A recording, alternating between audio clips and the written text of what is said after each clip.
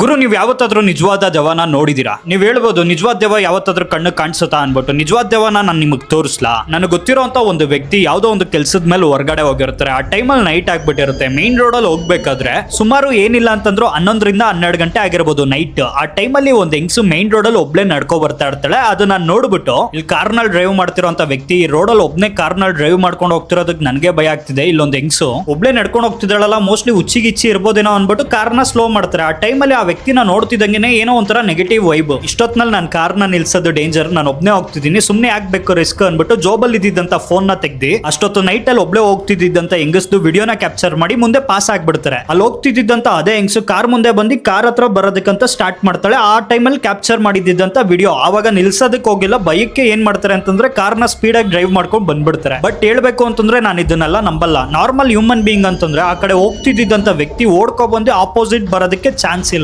But ನಂದೊಂದು question, Devanahalli side ಇರೋಂತ ಬೆಟ್ಕೋಟೆ ಹತ್ರ ಯಾರಿಗಾದ್ರೂ ಈ ತರ ರಿಯಲ್ ಇನ್ಸಿಡೆಂಟ್ ಆಗಿದ್ಯಾ? ಇದ್ರ ಬಗ್ಗೆ ಕಮೆಂಟ್ ಬಾಕ್ಸ್ ಅಲ್ಲಿ ಲೆಟರ್ ತರ ಬರೆಯೋ ಮೂಲಕ ನೀವ್ಯಾರಾದ್ರೂ ಹೊಸಬ್ರಾಗಿದ್ರೆ ನನ್ನ ಚಾನಲ್ಗೆ ಫಾಲೋ ಮಾಡಿ. ಏನಕ್ಕೆ ಅಂತಂದ್ರೆ ನೀವು ಮಾಡುವಂತ ಪ್ರತಿಯೊಂದು ಸಪೋರ್ಟ್ ಇನ್ನಷ್ಟು ವಿಡಿಯೋಸ್ ನ ಮಾಡೋದಕ್ಕೆ ನನ್ಗೊಂದು ಮೋಟಿವೇಟ್. ಫಾಲೋ ಮಾಡಿದ್ರ ಡನ್.